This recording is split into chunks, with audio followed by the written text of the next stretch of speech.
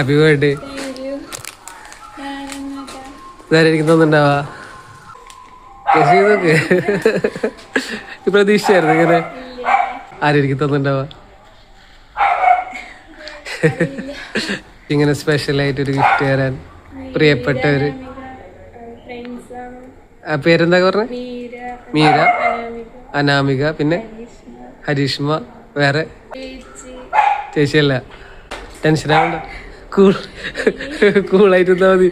ഇങ്ങനെ ഇതിനു മുമ്പ് ബർത്ത്ഡേക്ക് ഇങ്ങനെ സ്പെഷ്യലായിട്ട് ഇങ്ങനെ കിട്ടിയിട്ടുണ്ടോ? ഫസ്റ്റ് ടൈമാണ്.